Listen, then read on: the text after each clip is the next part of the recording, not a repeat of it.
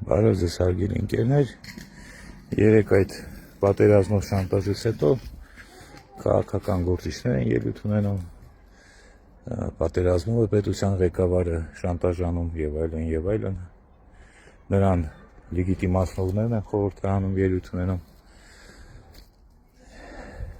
բայց իրականում դա այդպես չի, նա պետության ղեկավարը չէ, հենց ամբողջ խնդրը նրանում է, որ նա ոչ թե պետության ղեկավարն է, պետության իշխանությունը, ցանկացած դեպքում, քանի որ պետության, Հայաստանի պետության խորհրդարանական պետության միակ իշխանությունը խորհրդարանն է եւ նա զուտ նշանակված գործակատար է։ Բայց նույնիսկ դա էլ չէ, հասկանում եք։ Նա իր տիրոջ ադրբեջանա-թուրքական աշխարհի ստրուկն է։ Ստրուկը, որին խոստացված է, եթե ինքը ամբողջ ազգը եւ պետությունը տանի ստրկացման եւ ինքը իրեն այդպես պահում է, կդառնա ստրուկների վերակացու։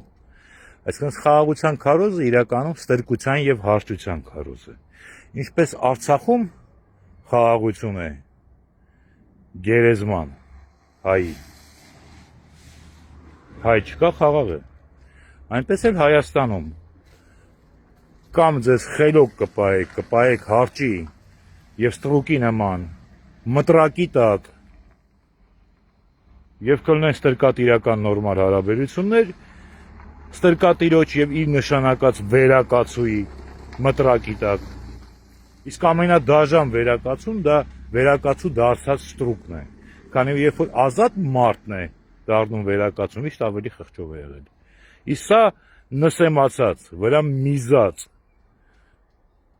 ամեն դիրքով նսեմացած ստրուկ է, որը երդվել է, որ ձեզ տանելու է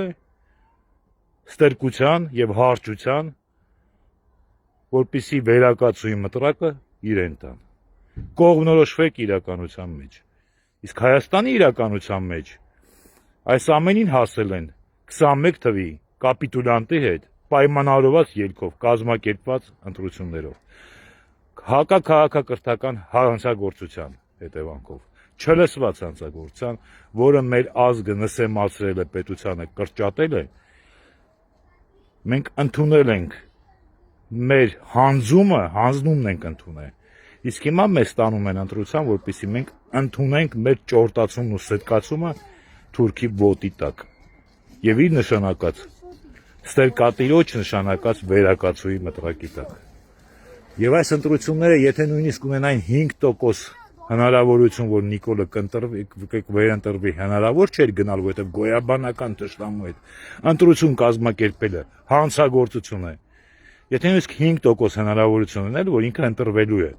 իսկ հիմա չկա նույնիսկ այդ 5% հավանականությունը, որ նա չի ընտրվելու։ Եվ միակ եղանակը սրանից ազատվելու էլի գնացեք ընտրության, բայց առանց Նիկոլի, որը միշտ հնարավոր է եղել, լուծարելով Հայաստանի միակ իրական իշխանությունը, որը կալաբրացիոնիստական այս պահին կազմված թշնամական ուժի հետ, որը ընտրել է գործակատարին եւ այս ամեն process-ների համար 5-րդ տարին է ապահովել է քաղաքական ճգնաժամի բացակայություն եւ կանաչ լույս դավաճանության համար։ Միակ շանսը Քոչարյան,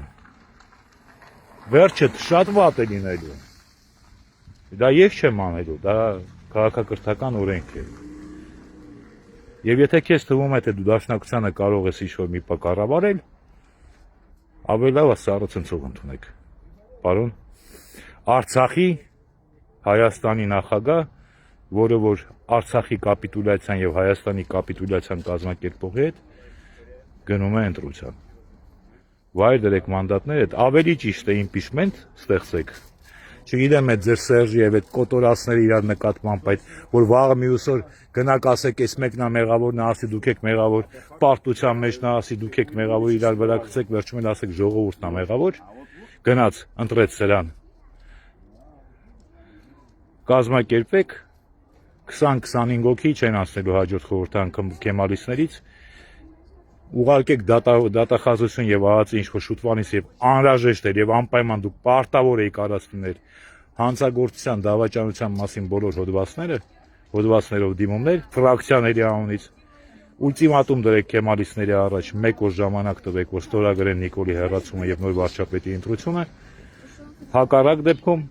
դուրս եկեք փողոց, ստեղծեք քաղաքական ճգնաժամ, վայր դրեք մանդատները եւ հեռացրեք սրան։ Հայաստանի կործանումը ձեր վզին է մնալու։